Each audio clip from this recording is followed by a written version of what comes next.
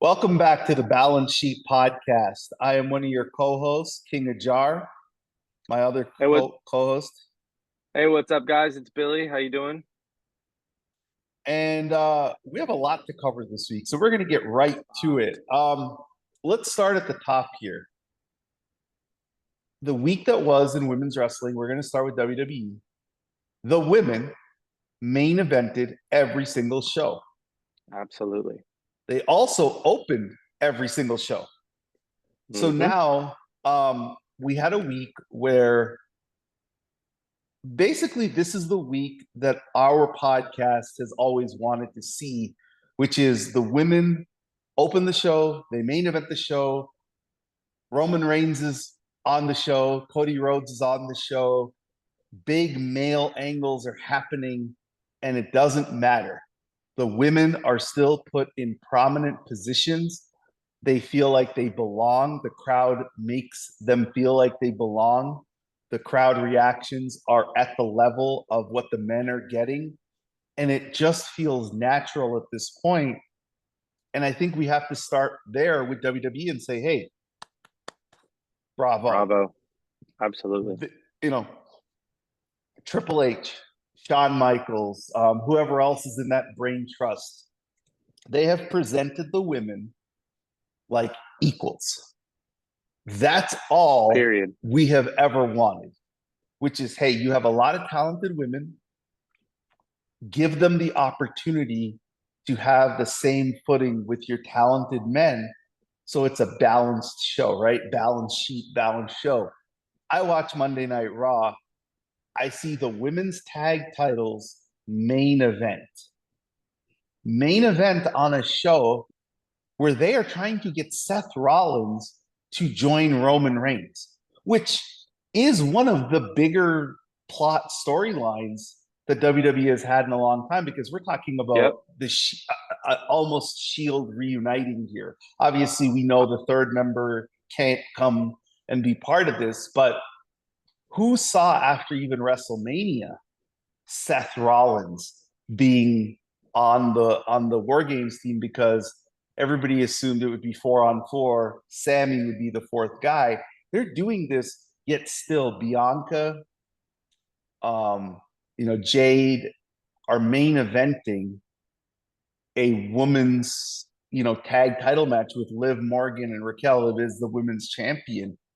And I don't even care about the result. For those who want the result, Bianca and Jade retained very clean. Yep. Bianca pinned Liv Morgan very clean.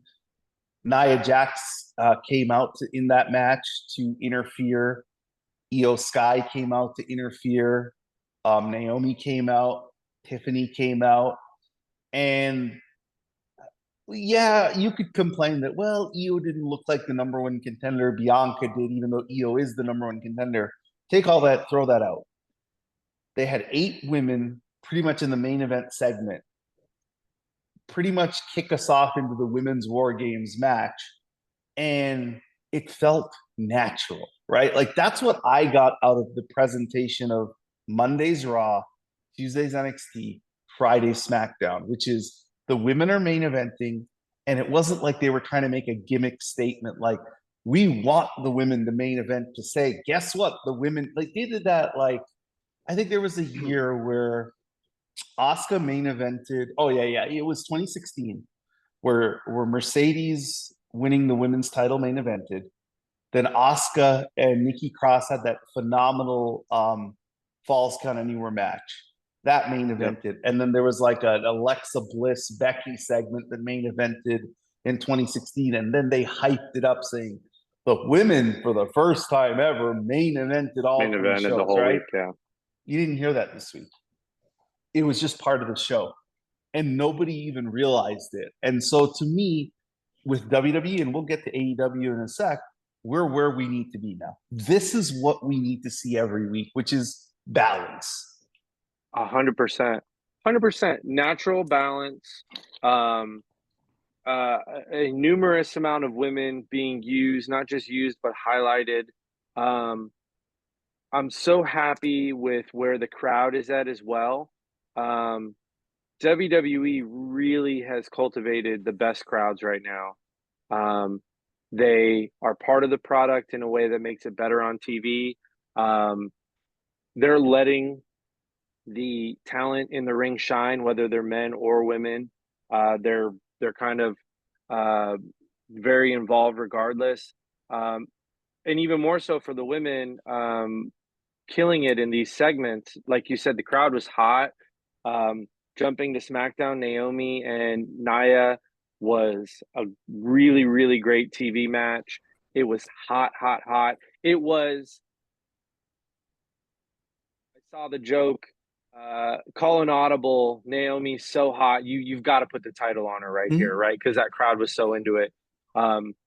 Which I am a proponent of. Stuff like that needs to happen more often. I think I've said that on the pod before. You don't need to like shortcut someone's title reign to do it.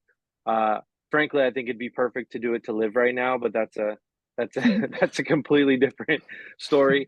No, they opened and closed every single show.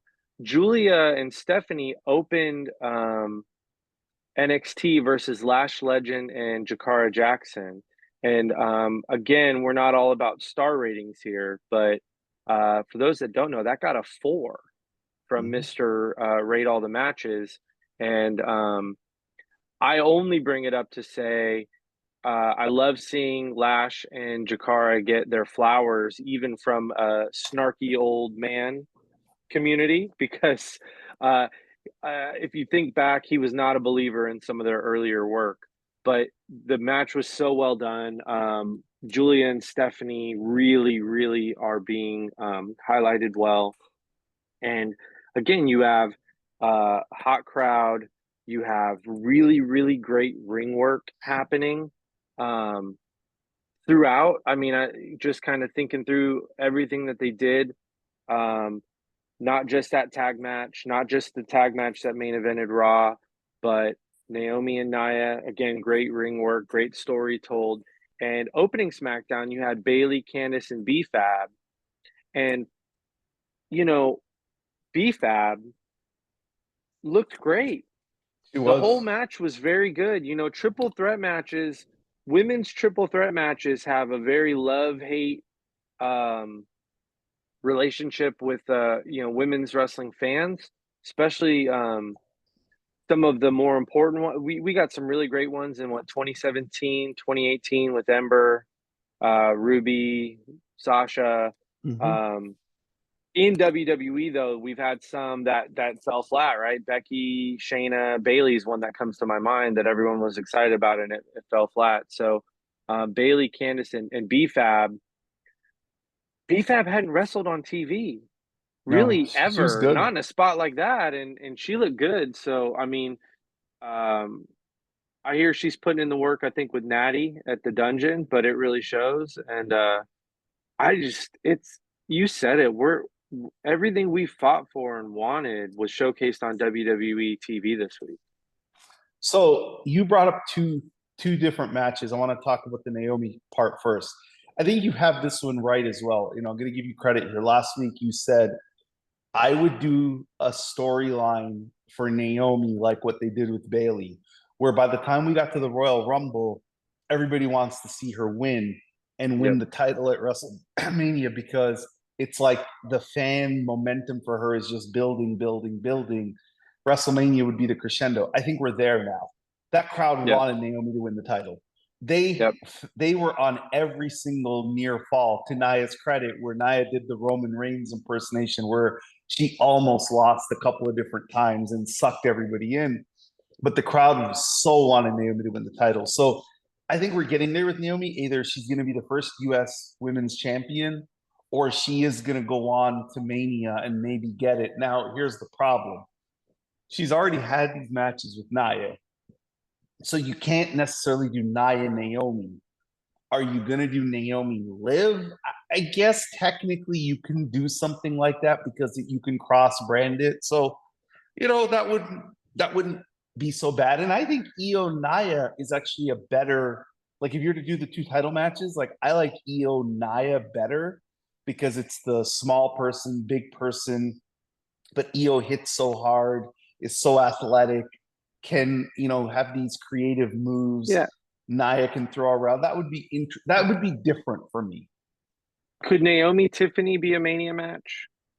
It could, it could. But then, doesn't it So feel like Tiffany's going to be a baby face though?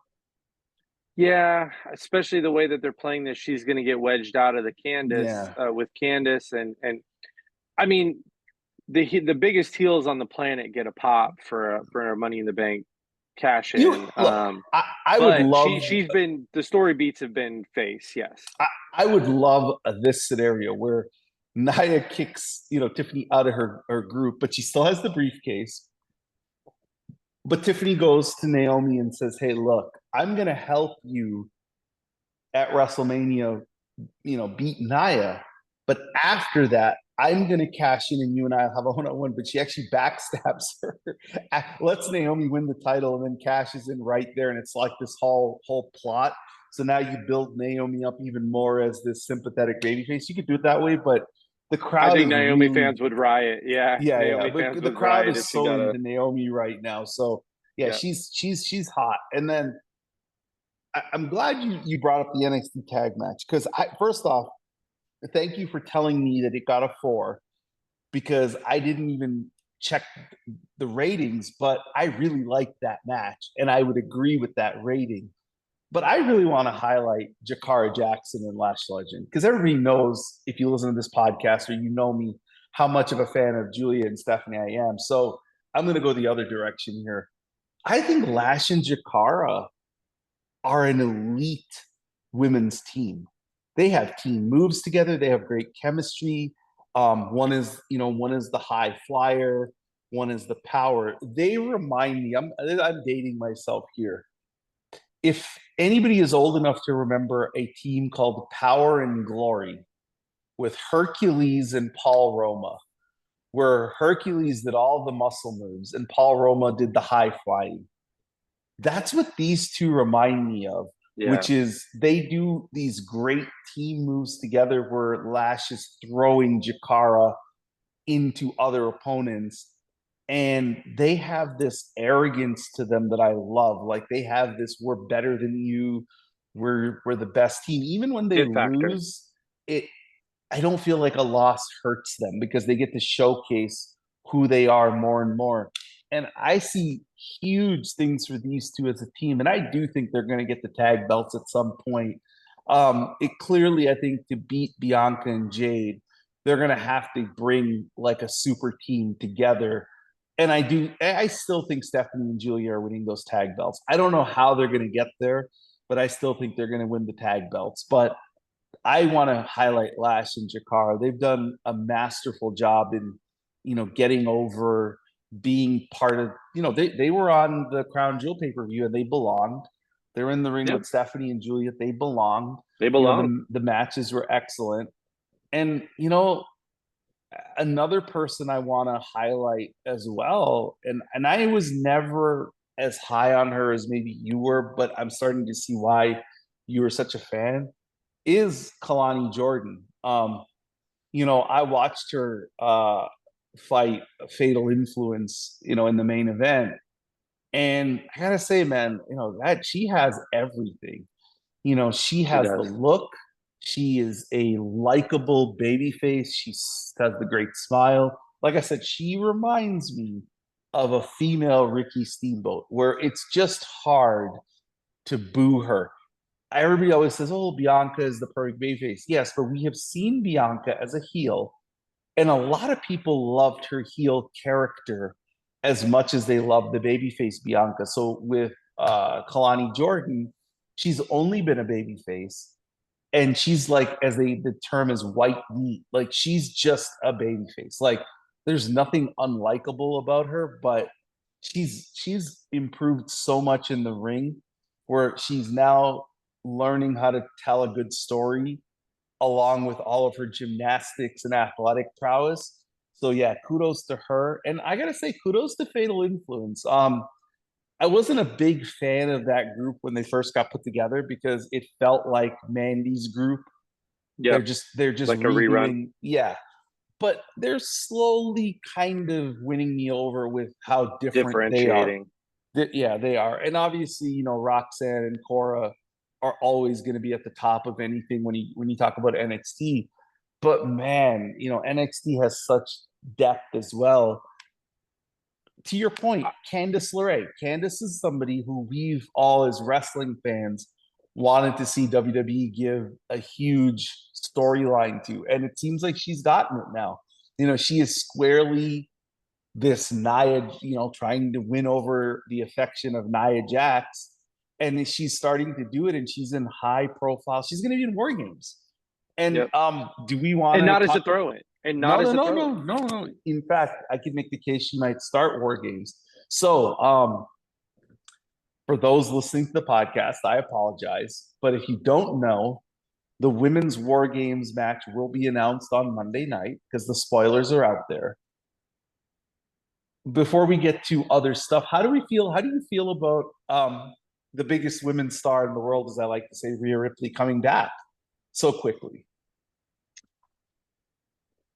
Yeah, I mean, I got to see how they play it. Obviously, we all felt like she was going to be out for a little while. Apparently, she will be able to, presumably, be able to wrestle and take contact with the old Rip Hamilton mask. And if that's the case, and she could do so safely, she's been on the shelf a lot over the last year and a half. I'm sure she wants to be in there. So if she can safely be in there, and maybe it adds a story beat to it, it certainly needed some fuel. You know, it does help the War Games, or it does help that whole thing feel less like we had to have this match, and more like, they're doing a better job at the last minute, kind of layering in why it's worth having, a cage match. But we'll see. I've been lukewarm on it lately, but want anyone getting hurt. But if they could use her actually getting hurt to rejuvenate that feeling that we all had, but it's going to come down to the execution.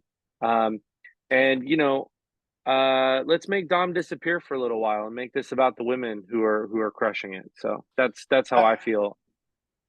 It was the first time a Liv Morgan Rhea Ripley segment did not have Dom involved. Thank God. In a long time. If you got the spoiler, it's on the internet and it's on the timeline if anybody wants to go find it. But you have Bianca, Jade, Naomi, Io, and then you have 5 women on the other side, which is Nia, Candice, Tiffany, Liv, Raquel. So there is no 5th member for the baby faces. And that music hits, and the crowd lost its mind, as they usually do when Rhea returns. And she came out all black with a mask, climbs into the ring, on the microphone just says War Games, and headbutts Liv, and that was the ending of Raw. And that's how it ended. So you're going to get the 5-on-5 match. Now, you being a Detroit Pistons fan would know this. Did Rip Hamilton have to wear his mask after the game? No. Okay, so Rhea Ripley was at UFC yesterday with Damian Priest. They panned to them in the crowd. They went together, I guess, because they're doing the Terror Twins thing. And she didn't have a mask on. So I was thinking, is the mask just for show for... It's a contact mask. Yeah. So Rip Hamilton broke his nose, I think, 3 times. And the doctors told him that if he broke it again, he'd either miss a year or he might never be able to play again. And so he went mask forever after that. But he didn't have any facial structure issues. It was just he was so close that if it happened again, he'd be screwed, and it would mess with his breathing. So Gotcha. Even further. I mean, again, if she's throwing a headbutt, I presume that she's gotten a certain level of... Just because Rip Hamilton wore a mask didn't mean he was okay getting hit in the face, right? It just displaces it so it doesn't break your nose. But maybe it was less of a fracture, or less of a... I don't know. If she's throwing a headbutt, I just feel... I'm not a fan of the headbutt. Like, I'm really not a fan of the move, because Julia throws the headbutt, Stephanie throws the headbutt, Rhea throws the headbutt. And every time that one of those three throw it, I, as a fan of all three of them, which I am, I cringe because I cringe either for them personally or the opponent because I, you're not supposed to use your head as a battering ram. Like I thought we I've learned this. I have always hated headbutts in wrestling, and it's just for a very, very simple reason. I think a handful of people should be able to use a headbutt, and it should be because literally who they are is they're like a battering ram, right? But someone like a Julia or a Stephanie, or I would say like a Seth Rollins or a Daniel Bryan, it doesn't make sense to me to throw a headbutt. You know why? If you don't believe, headbutt someone. You haven't headbutted. You cannot. Most people cannot headbutt someone without also concussing themselves. Yeah. And I mean that like literally. Like, don't think concussion. I'm not talking safety. You're fighting someone. When you headbutt someone, it also hurts you. It's Mhm. just a very ineffective weapon for fighting. So, Well, and again, you as know, somebody who grew up in the era of Dynamite Kid, Chris Benoit, you know, it's been reported that their flying headbutt off the top rope, they threw it so hard that it eventually ended up hurting their long term health. Like yeah, they ended up getting CT and stuff like that. And I don't want any of these women to go through that. Now I know they all do this, right? Where it looks like they're headbutting, but they actually have their hand and they go like this. But again, I've seen Rhea miss it a couple of times where she does it so quick she doesn't get her hand in front of it and she's actually using her head and it's like, oh, that looked like it hurt. I'm interested to see how the War Games match is booked because obviously the Bianca Rhea team is going to win. They're not gonna have a team that has Bianca Belair and Rhea Ripley on it actually lose. I cannot see that. And Io and Naomi. I can't see that group lose. yeah. A I, lot of I women can't, on the other side of the ring Jade. that they're fine. Yeah, having Like lose. like for Candice, this is a perfect match for her to take a fall in because it's like, hey, we put you in the match. You're on the A roster now. You could take the fall. But to me, Io Sky should pin Liv Morgan. That's how this match should end. Because to me, Io is the number one contender. And she has that, hey, I get a title chance when I want it. She should pin. Or now I think they're going to make this rule because they've done it in War Games past where Tiffany's cash in cannot happen during a War Games match. Yeah, But nobody said it can't happen after. And in the Canadian audience, they are going to cheer Tiffany Stratton. They are going to cheer her. So if you're like WWE and you're like, oh no, she's getting the cheers like Bianca or Io, have her cash in and figure out the storyline from there and take advantage of the pop. But I got to tell you, man, I am super excited for this War Games match because there was a part of me that wanted Stephanie and Julia to be in it too, because I think that for their style, War Games is perfect. Like they yeah. would be great in that match. But I'm perfectly happy with 10 main roster women getting the chance. And I think they're going to tear the house down because everybody's thinking, oh, you're going to have OG bloodline, current bloodline. But I'm talking about just looking at it from a wrestling aesthetic. What are we going to see out of these 10 men that we have not seen over the last 3 years? Like a Yeah, Roman Reigns solo match, like what's going to be different? We know how these matches go. it's gonna be very the story beats are gonna be was that Roman J match, Hell in the Cell match, with kind of a reverse dynamic. I will say though, Seth appeals to me a little bit. I don't know why. It's nostalgia. Um, I'm the fine with Sam, it. yeah, the Sammy thing. I was into it. I love Sammy though. Mm-hmm. Um, you know, I we've talked about this before. I actually was, one of the few people. Not really, because he was selling a ton of merch. I was one of the few people who was not afraid to say that I liked the big dog Roman Reigns. Because again, his ring work was elite back then. You can't tell me any different, especially with certain opponents. But um, you know, I think the men's one is actually going to be storyline and drama. I think the women are going to have their worker boots on, and Yeah. they're going to out wrestle. I just think that there's a better chance that the women out wrestle the men. Hey, I do want to rewind real quick to something you said, Kalani. Uh, if you were doing a futures draft, and for those who don't know, a futures draft is like where you do fantasy football or something like that, but you draft people not based just on this year, but you get to keep them for years. Mhm. Um, I mean, if the goal were 10 years to get the next 10 years of a performer's career, is she not a top five pick? I think she's a top five pick. I Mhm. would wager that the next ten Yeah. years for her could be Roxanne would be one. Roxanne would be number one based on age and ability. I mean, I Yeah. like Roxanne is a no doubt number one pick Yeah. under that premise. Mhm. Um, because you look at the other greatest women's wrestlers. Well, Rhea's still young enough that 10 years is pretty easy. So it's Rhea and Roxanne. But Here's the so okay. So who okay. So here are my five, and I agree with you that Kalani is in there. Roxanne, Rhea, Tiffany Stratton, Kalani Jordan, and Julia, based on age. yeah, I mean, you got Willow and Mariah. They're in their 20s, so that's based on age. If you're looking for a dominant 5 year run, right?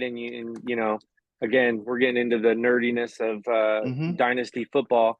Uh, if it were just 5 years, obviously you throw Mercedes in there, Bianca in there, and um, and hopefully women are wrestling into their 40s much more often if they want to than they were before. But back in the day, you hit your mid 30s and you weren't going to be on the show. So So I'm gonna I'm take glad we're Julia past out. all that garbage. I'm gonna take Julia out because she's 30. So 10 years means she goes to 40. And again, can it happen? Yes, because Charlotte is coming close to 40, Becky's coming close to 40. They're still going to be at the top of the food chain. But we've covered the four horsewomen multiple times on this show. That was a special group of four. Um, so I'm going to take Julia out and I'm going to put in Jada Parker. And then those would be my five. I would say Jada Parker, Kalani, uh, Rhea, Roxanne, and who's the other one I said? Tiffany. Those would be my five. You know what I love about the concept is 5, 6, say 7 years ago, conceptually, the five were four horsewomen and Asuka. And there was no argument for anyone else that was going to be the five, and it was the right five. Mm-hmm. What's so great about now is you and I reasonably could have a completely different five for the five top five. Again, Roxanne and Rhea are probably going to be in there for anyone, but more women getting an opportunity, more women with a bright future, and more space on the card for all of them to have the bright future. And that's the part I love about it. They're not really So fighting for one spot anymore. no, they're not. So Tiffany Stratton is everybody thinks is the obvious shoe-in next hot blonde women's wrestler. I could throw another name out there, and she's younger than Tiffany, Thea Hale. Yeah. Now, Thea had an unbelievable match with Roxanne, and Thea's character is slowly coming along. Now, look, I gotta say, man, Tiffany, whether people want to believe this or not, they kind of attached a rocket to her. I know a lot of people think they haven't, because there are a lot of Tiffany Oh, they fans have. online who think she loses every other week. She looks like a goof. They haven't protected her. But I'm like, guys, she's got Money in the Bank briefcase. She got the main event with Becky on a pay-per-view. And she was doing that at 23, 24 years old. And she's pretty much in the main women's storyline on SmackDown. And she's going to be the top women's star on SmackDown very soon because she's going to get that belt. So I don't think they're doing anything wrong with what they're doing with Tiffany. I think Tiffany, the joke, and Alexa Bliss has made this joke. If me and Charlotte were to have a kid, it would be Tiffany Stratton.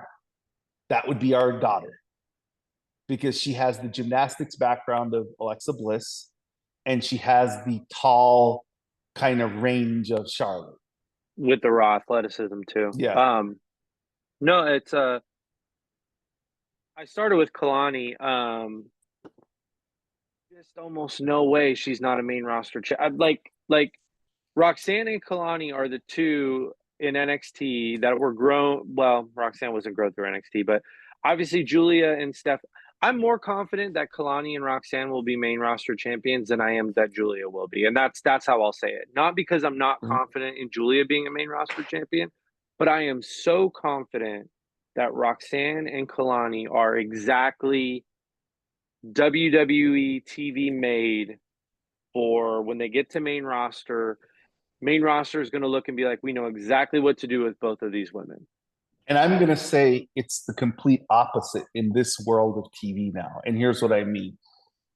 If this was the Vince McMahon, they're only on USA Network or even on Fox WWE, where Triple H is a background player, I agree. Roxanne and Kalani are it. But Netflix is worldwide. Netflix already has a huge audience. If you've watched the documentary on Joshi Wrestling, if you've watched the other things they've done, Julia being half Japanese, half Italian appeals to a more worldwide demographic with the way she's presented and looked. And I wonder now, because remember, a big part of them going after Julia was the CW appealing to certain demographics. And by the way, Julia, in every segment she's been in, has had the highest rated segment of that show. Now, I think Roxanne would work in any company, maybe except for AEW, because maybe they'd put her on Collision. But I think Roxanne is perfect. Like, I don't have a bad thing to say about Roxanne. I got to interrupt you. What a segue for the back half of what we got to talk about. Just, I think Roxanne unruinable, except for this one place. I think I love Kalani Jordan. And I think she's grown on me, and you've pointed it out to me how, hey, you should watch her. She's really, really good. And, she does and she is. I only worry about, now I don't think this happens with Triple H. I worry about, remember Bayley on NXT? She was John Cena. She was female. That was Vince McMahon's own words. She's going to be my female John Cena. And she never was. You know what, though? I watched what was I was watching just some old segments. You know what's an impact that we don't talk about often, because this podcast really doesn't exist to critique looks or anything like that. That's not what we're about. We probably should have someone who we trust better to talk about it on the podcast one day, but a big part of women's wrestling that people do enjoy are the gear, the outfits, the style. It was hard to really look like a star when Bayley came up to the main roster, and or have Bayley look different. And I'll get to my point in a second.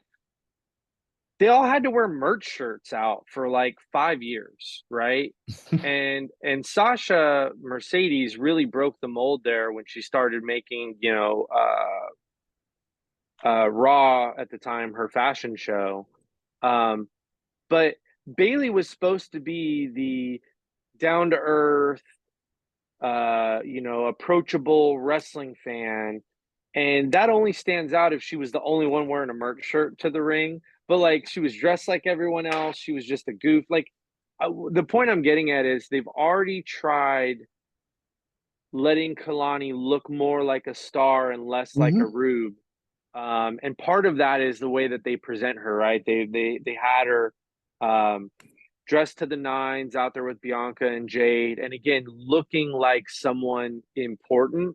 So I see what you're saying, with that.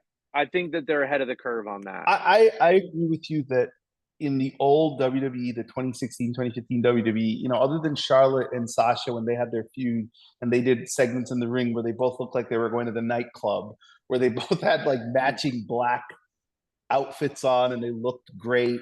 But it was like, hey, are you guys hitting the club afterwards? Because that used to be always the joke I would make when I'd see them. I'm like, oh, so they're hitting the nightlife after. But Bailey came out wearing ring gear. Like they never let Bailey dress how Bailey and now she clearly looks, like Bailey has always been somebody that if the WWE bookers or matchmakers or whatever production staff read Twitter properly or looked, Bailey was always one of the women that the internet loved how she looked. I'm not talking about the great wrestler she is in the ring because she is phenomenal. But like as a good looking woman, the internet has loved Bailey for years. They have loved Bailey for years. And it's like WWE took 8 years to catch up to the rest of us. Like, oh wow, Bailey's a really good looking woman, and we could put her out there in outfits and not wrestling gear. They finally figured it out. I think they have everything. Kalani has every tool in the tool belt, as they say, to be a big star. And they already have the blueprint with her with Bianca, because when I look at Kalani, I just see her being like, I don't want to say Bianca, not replacement, but like what they have with Bianca, I feel like Kalani will be the next version of, because she's so likable and she's good in the ring and she can do these spectacular moves that will ooh the crowd. Where Bianca does it with the power, she does it with like the gymnastics and the athletic ability. Replacement's not the right word because no, it's not replacement. So whether people know it or not, one of the reasons why old WWE was adverse to turning Sasha Banks heel, who was one of the greatest heels of all time in NXT. Mm-hmm. But on the main roster, they basically forever refused to do it until she forced their hand by saying, like, I'm unhappy. And she left, and she was unhappy and wanted more for her character. Obviously, Bailey turned heel shortly thereafter, and she needed it more than Sasha needed it because she was, as a face, really not developing. So, and that was not her fault. That was the way she was booked. But they do always want a woman who they trust to be good in the ring, great in the ring even, that they could put, in the John Cena role, basically, where it's like, this is a champion, a main eventer, and oh, by the way, she showed up to Make-A-Wish Foundation. And it was Sasha for a long time. Bianca is their main ambassador in that role right now. And that's why they won't ever turn Bianca heel, I don't think, unless, again, I hate the word replacement, but as they get a deeper roster of women, I only bring it up because I think Bianca was one of the greatest heels in NXT ever, too. She was so good in it. So I don't know, but I think Kalani has a bright future. I think the thing that I've underrated about Bianca is how quickly she caught on to the professional wrestling genre and how she's been pretty good at everything. Like from the day she became an on-screen character, she's never not hit.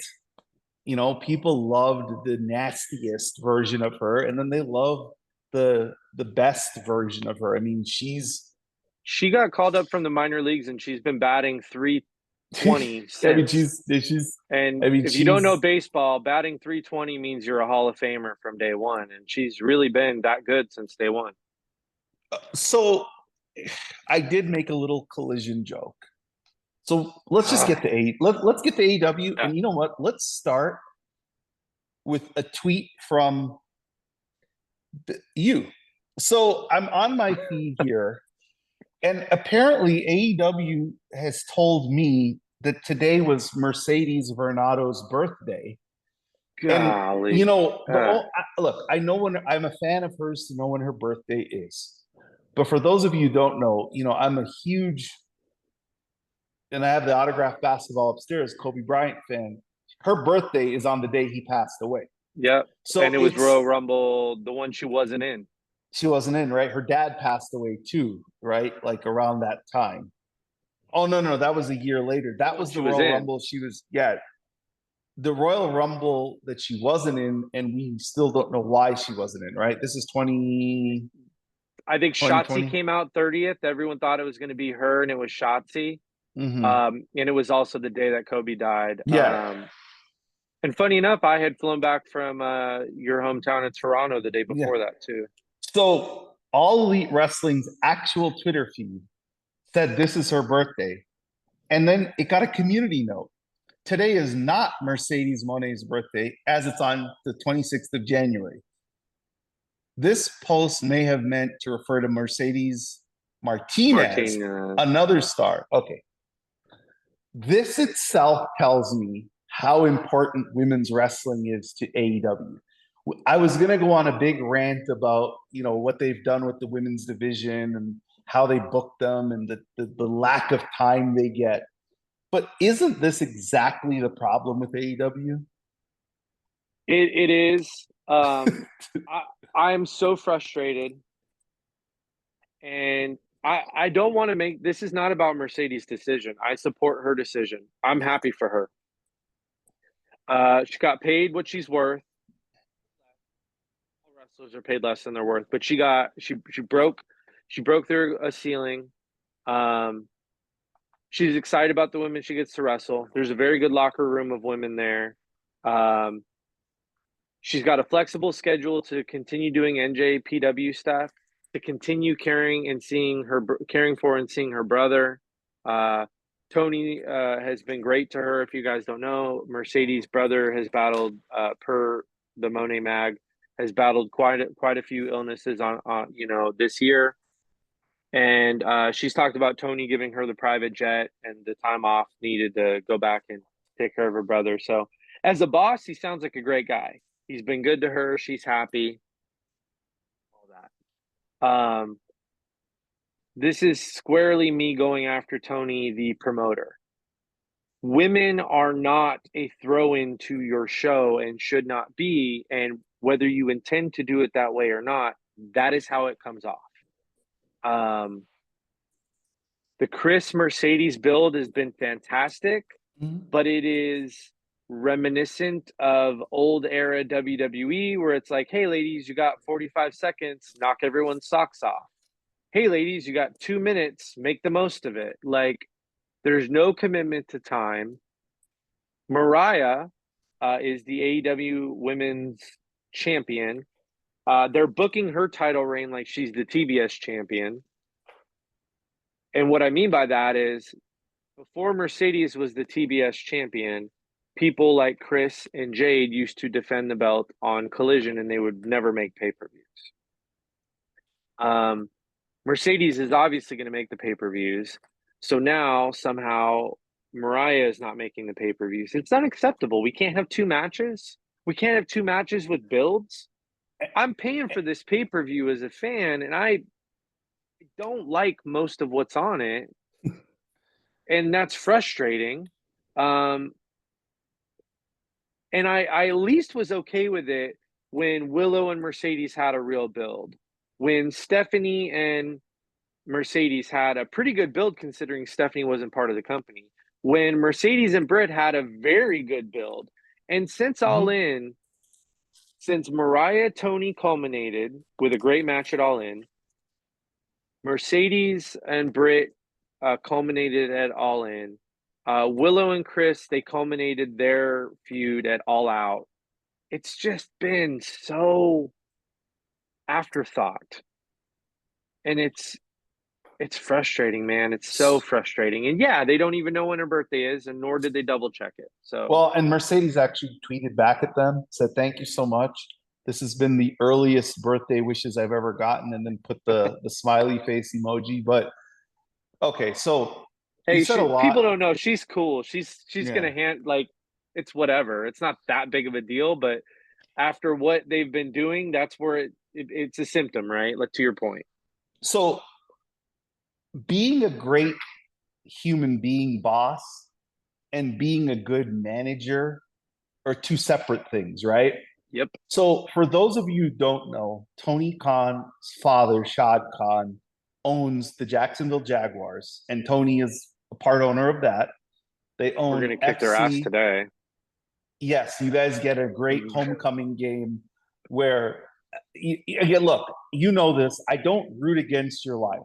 I don't. I like the Lions. I've always told you I've been a Jared Goff person. Like I always thought he got such a bad rap in how they treated him in the Rams, and I'm so happy. I remember the game where you guys finally won your first game, the first year with him, and his now wife was cheering, and that video went viral, and I was like happy for this guy. I'm like, man, this is a good quarterback. Like he's really good. But now you guys have become you're in the Eagles' way to get home field advantage. We're fighting right? for a number one seed. Right. Yeah. Because now it's like, I talked to my Eagles group chat and we're looking at we're all like, we pay attention to the Lions. We're like, okay, so when can they lose? Can they lose when they play Green? Is Jordan Love going to be healthy the next time? Because he usually does better in the road in Detroit than he does against you guys. And so we're looking at where could you guys lose? Stanford. Well, we can't cheer for San Francisco. We're Eagles fans. Okay, screw them. We'll let them beat San Francisco. Like we're looking, where's the Lions loss coming? Because we're like, oh, we got to play Baltimore. That's tough. So I don't root against the Lions, but if you guys happen to lose, I'm not going to lose sleep over it either, right? But you guys would still be number one because you have the conference tiebreaker. But the reports are out today that the Jags coaching staff's all going to get fired after this game. So it's like, oh, like, could you make it easier for Detroit? Like, did you have to report this today? Couldn't you report it like tomorrow? Anyways, for those of you who don't know, Tony owns the Jags. He owns FC Fulham, which is a soccer team in Europe or in England, and AEW.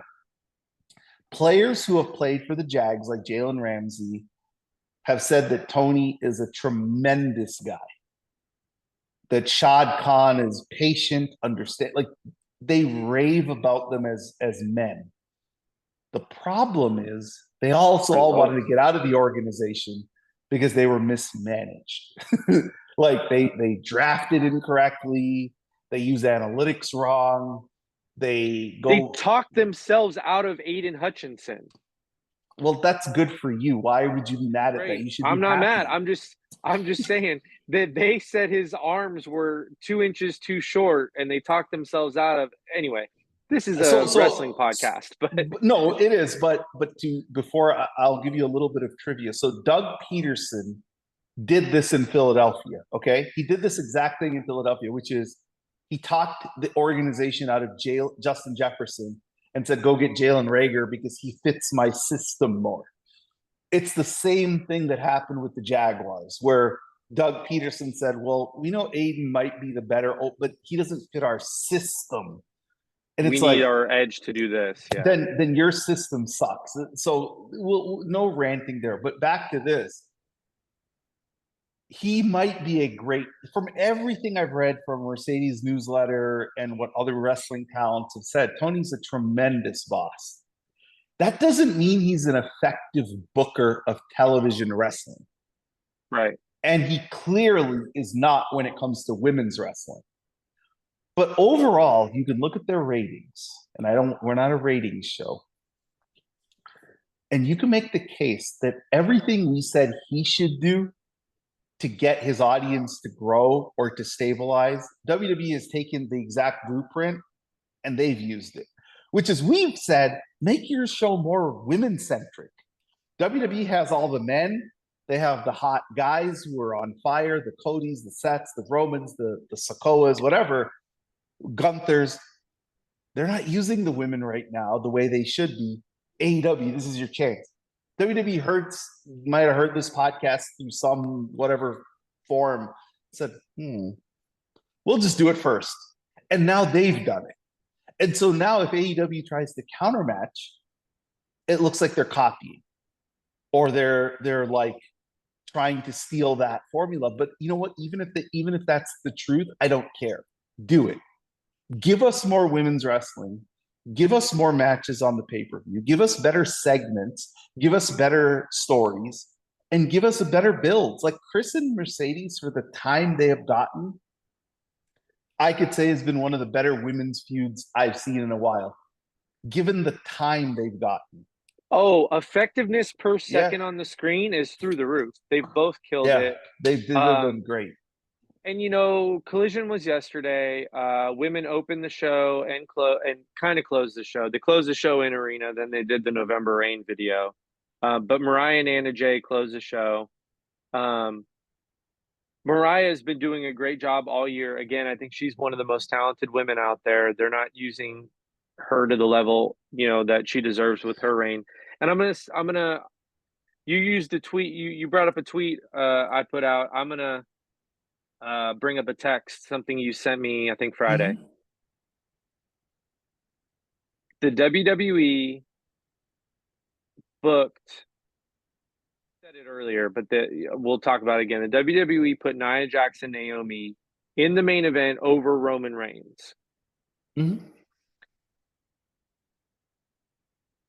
Tony Khan has been unwilling to put Mariah or Mercedes in the main event over any man. Dynamite. Period.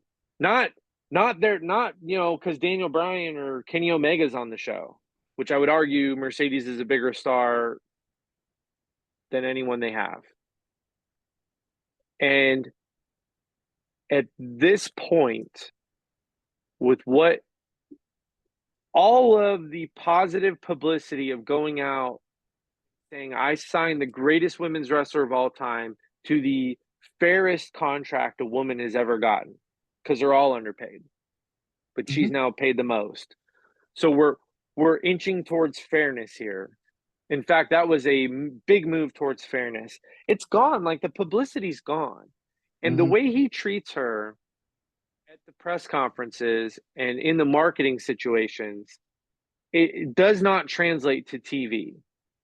And so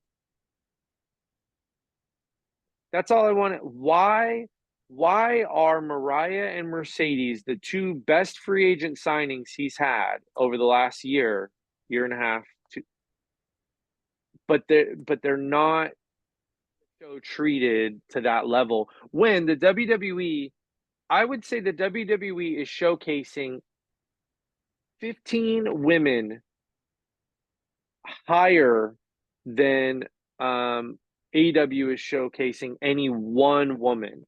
And what I mean by showcasing is card placement, presentation. Doesn't really matter what the men are doing. You've got Bianca, Liv, Julia, Stephanie, Bailey, Naomi, Nia, Rhea. So 15 might be steep, but that's 8 there that I'm 100% confident are being played. EO, that's 9. Yeah, EO. Tiffany. Mm-hmm. And I want you to think about it. All those women are on TV more. All of those women, Roxanne, 10, Cora. Cora, women are on TV more per week consistently than AEW has any one woman on TV. That's not So acceptable. I'm gonna shout her out here. So there's a tweet from at Catherine underscore 973X. Tony's run out of goodwill. I'm effed off with the women's division. Women's World Championship getting snubbed on pay-per-views with directionless booking. 2 matches max on weekly TV. Matches centered around unnecessary sexualization. I am tired. Okay, so that is a women's wrestling fan in the United Kingdom who is saying this. We can't pretend like this sentiment isn't out there, but because this company does have Mercedes, who has a tremendous fan base and a tremendous loyal following, that we are all unable to critique what Tony is doing with it because we don't want people to think we're critiquing Mercedes. And these are 2 separate things. She is not the booker. If anybody wants proof that she doesn't have creative control, which was her saying something in an interview and people ran with it incorrectly like they usually do. Here's your proof. Does anybody really think if Mercedes had creative control, she'd be getting 45 seconds on Dynamite? No. It's happening because of the person in charge. So here's my other thing. She did admit too that they're finding out last minute what's going on these shows. Go ahead. I also made a tweet that Nia Jax has main evented more this year TV shows than Mercedes Moné has. Mercedes Moné main evented WrestleMania. And when she was in WWE, she main evented a lot of TV shows. SmackDown, Raw, NXT. She was in the main event scene all the time. What does that tell you? Well, nobody could say, well, Nia Jax is a bigger star. No, nobody can say that. Nia Jax wouldn't say that. But if you were dropped onto this earth from Mars and you knew nothing about women's wrestling and you watched all of the shows in sequence, and you were to then ask that alien to rank from order of importance 1 to 15 women's wrestlers, I hate to say this based on how AEW books its women, you might think Mercedes is last, not first at this point, because she is seen as less important on AEW TV than any woman is on WWE TV. Right now, she's getting less TV time than Candice. That would never happen if she was in. And again, I love Candice. I think Candice is phenomenal. My point is, this was my comment to somebody about, oh, Mercedes is this. And I'm like, guys, LeBron is playing in Spain or Michael Jordan playing in Guam. That's what this is, because I don't get to see her greatness for more than a 45-second clip every week. It's a waste of time. Yeah, and to not sound like just Mercedes super fans, I think the biggest issue is that Mariah also is not getting more TV time than Candice. I mean, she had a lot of TV time yesterday on Collision, but again, Collision is on Saturday nights, and the viewership, it is their second show. I get it, but the viewership, it's just not a great spot for viewership. So it is their second show or third? Their second show. Rampage is third. That's the Friday night show. But the Friday night show, it's an hour long, and Collision's their second show. If anybody knows anything about television, the number one draw on TV is the NFL. The number 2 draw on TV is Yellowstone. The number 3 draw on TV is college football. So every Saturday, Collision is going up against Georgia versus Alabama, Tennessee versus Georgia, Oregon versus Wisconsin. Like, you're talking about parts of the country where college football is bigger than the NFL. Right. And you're putting up AEW Collision against these games every week in the era of sports gambling. Like, you're asking for no ratings, and that's what they're going to get. And you're right. I liked the Anna J. Mariah match yesterday. I thought it was excellent. I was very entertained by it. I thought both women worked super hard. But again, I didn't even know it was on Collision until you messaged me. And you said, and this was 3 hours after the show ended, you're like, hey, oh, by the way, Collision had the women opening and the women kind of ending. And I'm like, it did? And I'm here getting ready to watch the UFC fight. And I'm thinking, okay, I got to go watch this. And I watched it on my phone because it was on my Slingbox or my DVR. But like, that's the problem. I didn't even know it existed. Yeah, and it was a blow-off match of a feud. And I don't know. I just the November Rain video that Tony is so proud of, right? He tweeted about it like nonstop for a week, how excited he was about it. Cool video, great production. Wait till he gets the bill. Put a lot of time and effort into it. For those of you who don't know or didn't see the video, November Rain infamously is really long. The music video, the song is very long. It's like 9 minutes. I think it's 8 minutes and 50 something seconds. And it's a recap going into Full Gear. Less than a minute of it was women. The only women's match that's on Full Gear, Kris versus Mercedes, was like 30 seconds tops. And that is, in and of itself, that's Tony telling on himself that this huge, important, hey, look what we're doing, look what we're working on. Women are a mere footnote. The meal he's cooking us, women are a side dish. Are they even that? They're not the main side dish.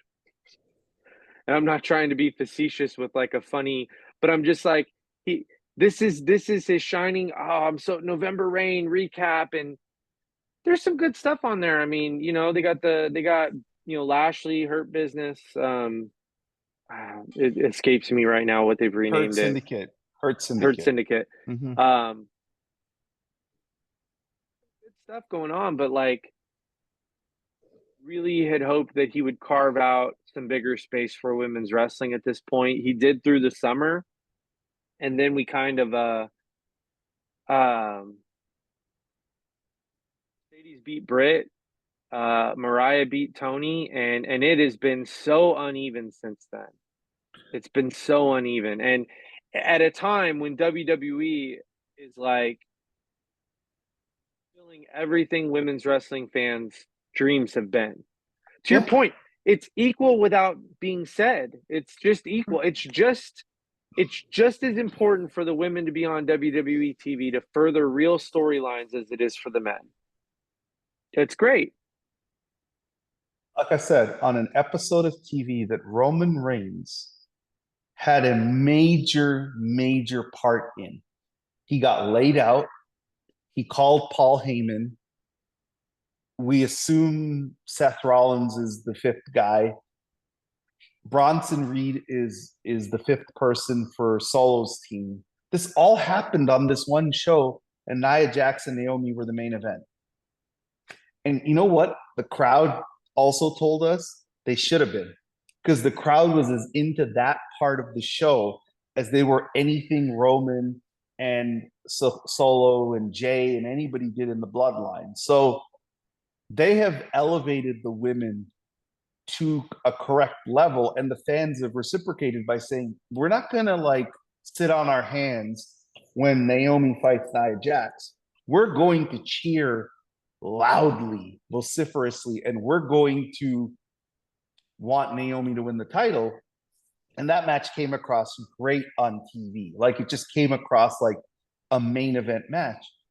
That's the other problem with AEW. And you have said this podcast ago, I don't know, maybe 5, 6 ago, you said the AEW fans are like 2017 WWE fans. They're like angry at everything. And then they're getting snarky and they cheer what they want to cheer and they are confused. And it's almost like they go to these shows to sit on their hands and to complain about the product. And it's they're just as happy. They're just as happy to shit on something they don't like as they are to and that's or there's indifference even, which is worse than shitting on it. And proof that it's an AEW issue. Okay, so WWE, AEW. People don't think we're like loyalists over here. The NJPW crowds, the Lowell, Massachusetts crowd, was a big crowd, and was not a detraction from that show. In fact, proof that Tony is struggling to, present Mercedes in the best way. Her pop was insane for the amount of people that were in there. And I get it that she was back home, but she got a huge pop in DC. She got a huge pop in Long Beach. Mm-hmm. She's going to get a gigantic pop on December 15th in Long Beach. I think she'll get a huge pop in the Tokyo Dome. Is she wrestling in the Tokyo Dome? Yeah, I think so. Mayu's wrestling Azumi. In Tokyo Dome? I think it came out the time difference. Mayu had a great match against Momo, the same Momo that Mercedes had a great match against that you attended. Mm-hmm. So it looks like that's the match.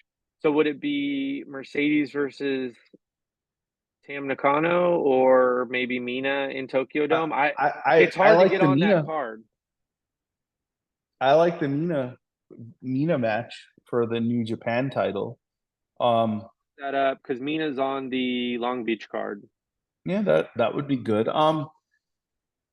Like I said, man, I want to give I want like I watch AEW every week. I do watch for the women's segments. I make sure I watch them all, no matter how small they are, to make sure that they know that, hey, this Nielsen box home here, if that still matters to people, is watching these women's segments.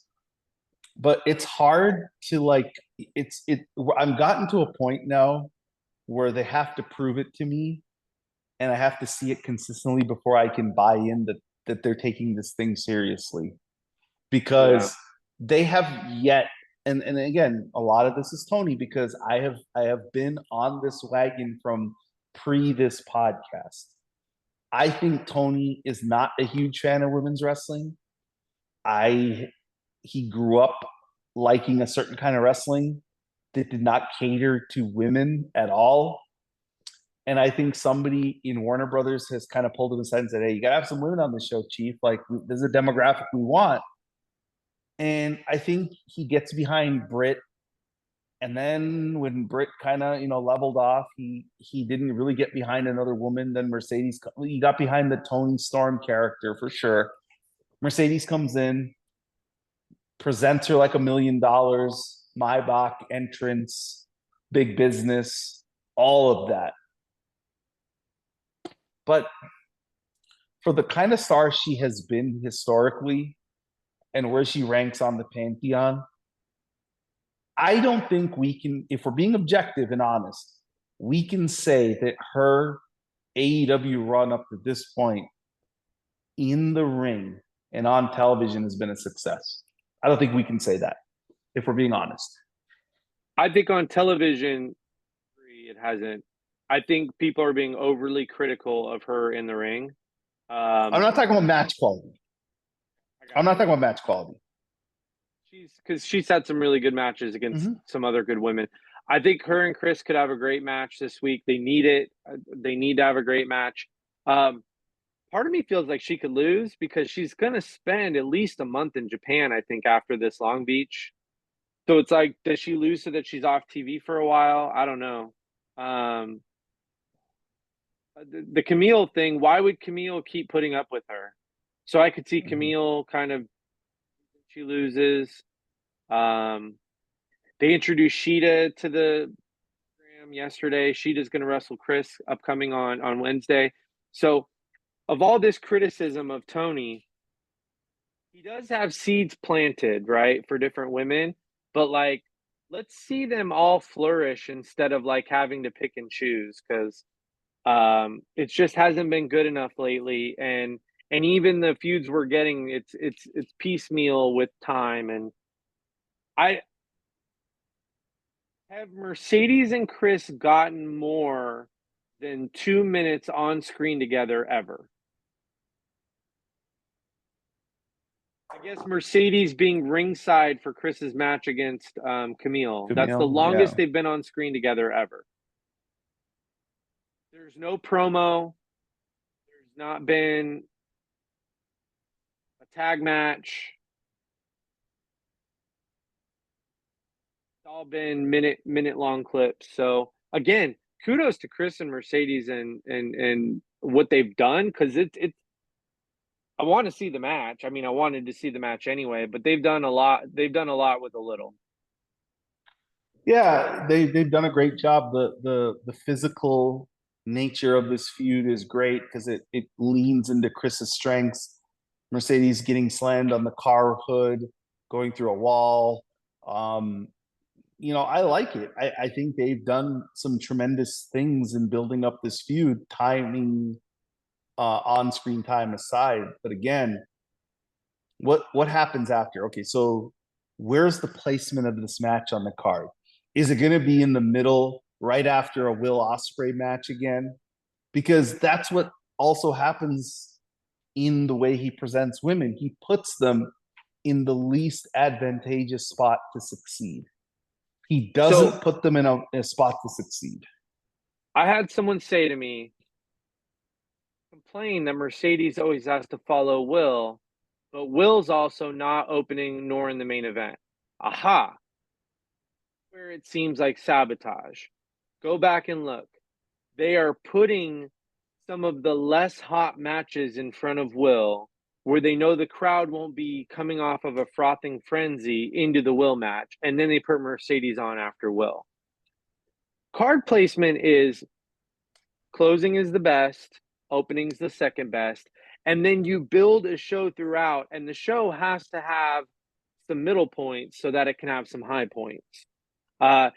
If you go too high, you're going to ruin some of your high points, right? You want the crowd to have some energy for your story beats. And he's put Mercedes in cooler spots over and over again. That's the problem. Even if she's not opening or closing, there are other more elegant places to put her on the card.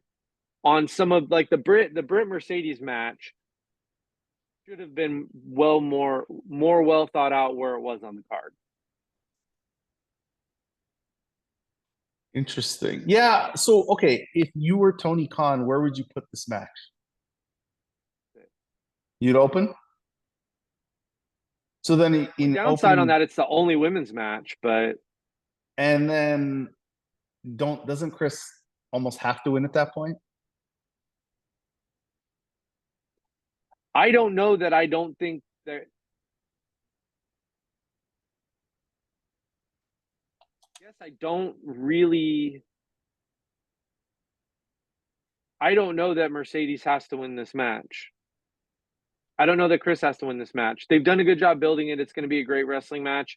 I don't really know how the saga of Mercedes continues. I advocated for the Virgil storyline. You know, is the crowd going to be so invested in Camille if Camille screws up and Kris wins the match, and then after she lays out Mercedes because Mercedes is yelling at her in the middle of the ring?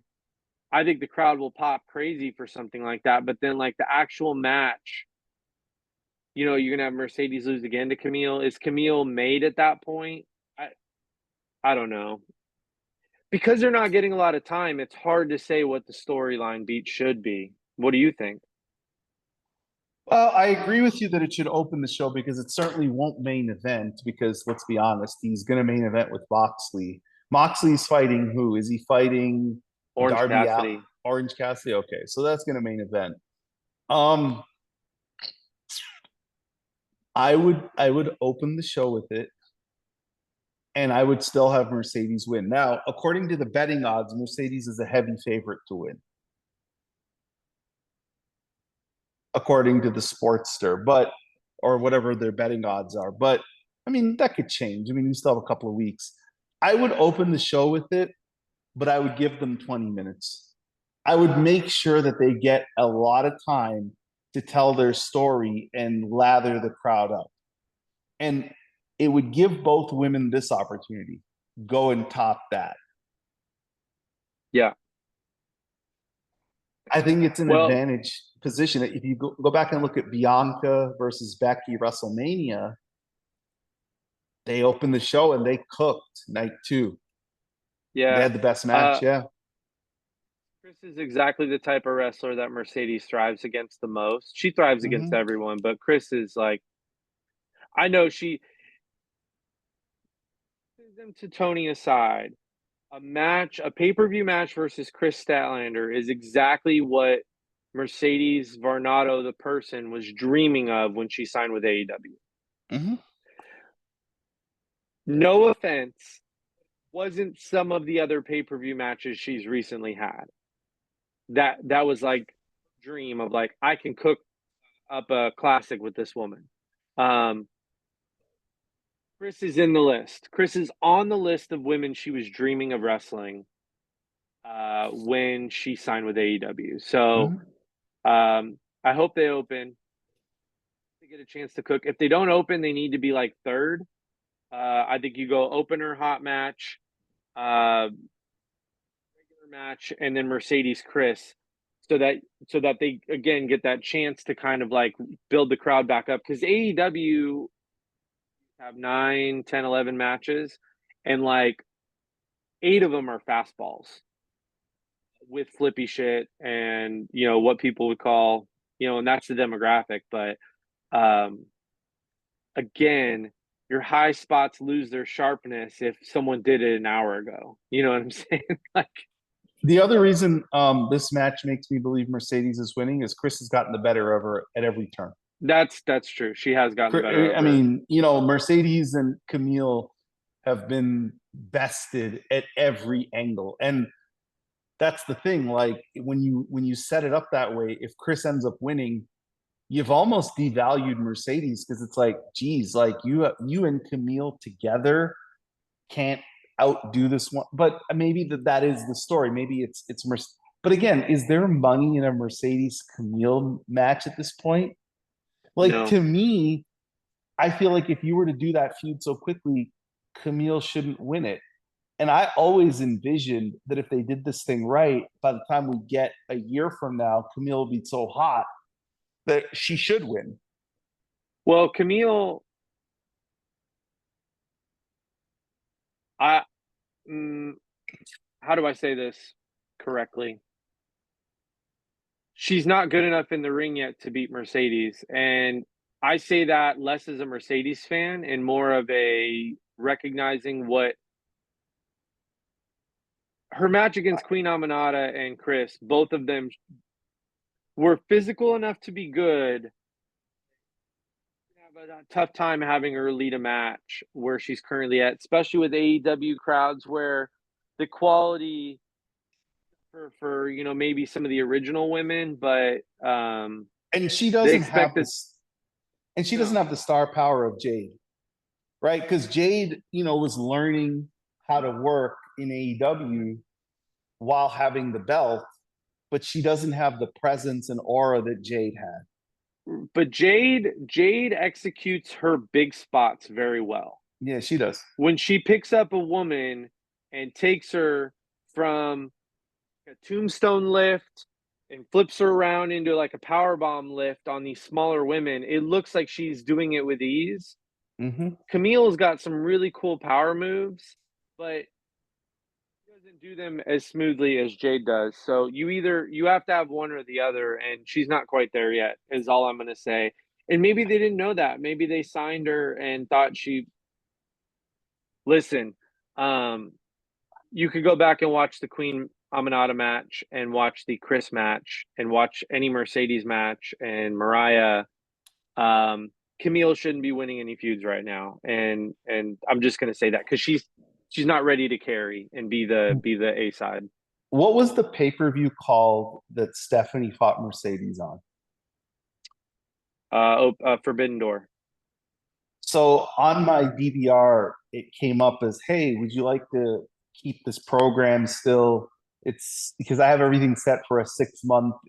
Ask me if I should delete it, and Yep. I didn't realize it's been that long so soon. But I was like, "Oh, no, I'm not going to delete it, but let me go back and watch it." So I actually watched that match 3 days ago. That was a hell of a match. That was a hell of a match. So good. That was a really good. Like I watched this match, I'm like, oh man, like Mercedes did not get enough credit in this match. The whole story about this match was Stephanie, right? Oh, she's superstar. Look at she's at bidding war, and all this stuff has happened for her because of this match. Oh, it takes two to tango. Mercedes was in that match too. She wasn't wrestling a broomstick, and I thought Mercedes was fantastic in playing to the crowd, and the crowd was really anti her, and it made the match that much better on TV because they really were behind Stephanie.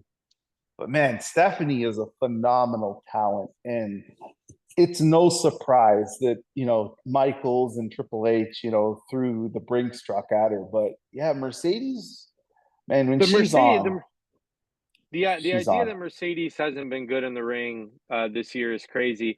I would say total match resume it's a whole different thing. There's no way that there are more than 3 women with more good matches than her this year, and I'm just gonna leave it at that. Like Are you talking really about good just? Are you matches. talking about North American wrestling? Or are you talking about North Japan? American, North American TV.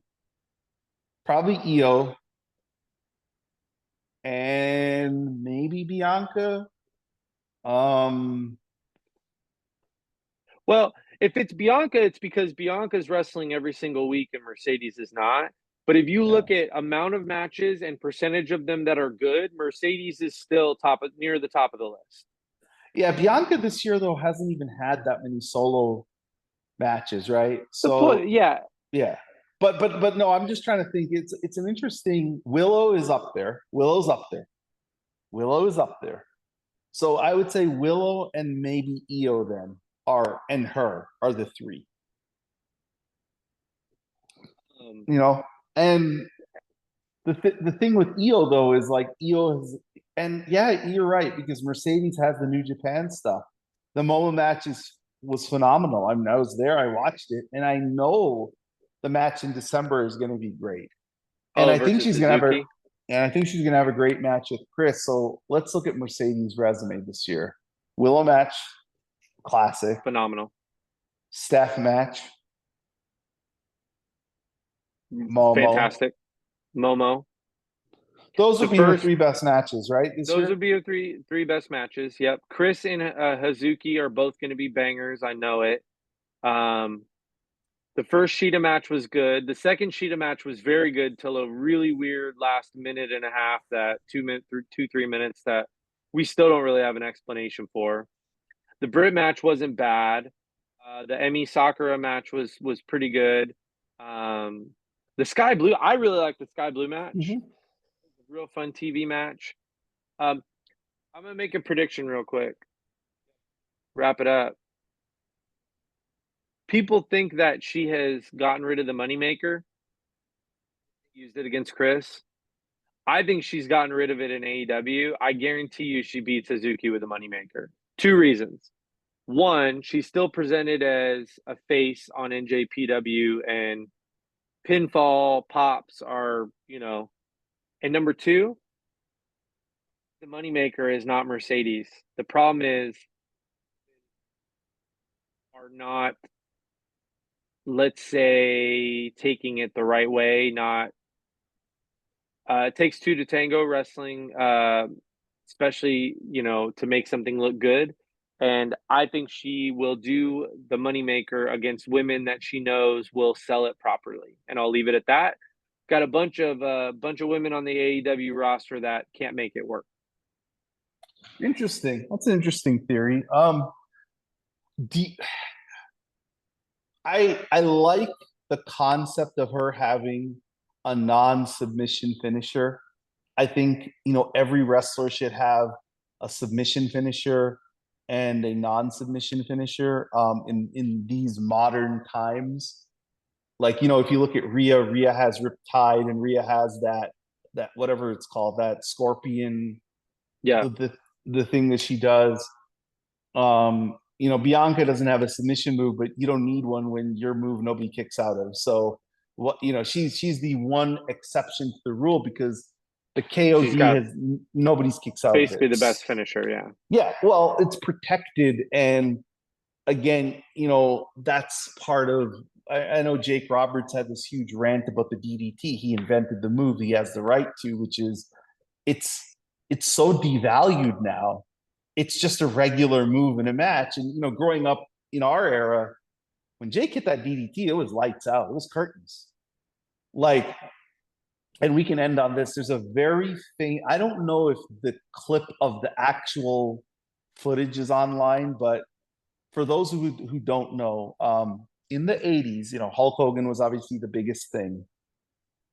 And Vince McMahon had this idea for Jake Roberts and Hulk to draw massive money, which is he goes, Hulk's going to go on the snake pit. You're going to kind of call him a chicken champion. Hogan's going to, try, to fight back. You're going to throw salt in his eyes from the snake pit, DDT him. on the platform, and the crowd's gonna go crazy. They're gonna see Hogan get up with the T-shirt. You guys are gonna print money all across the country. You're gonna main event WrestleMania, all this stuff. So Jake does it. He DDTs him.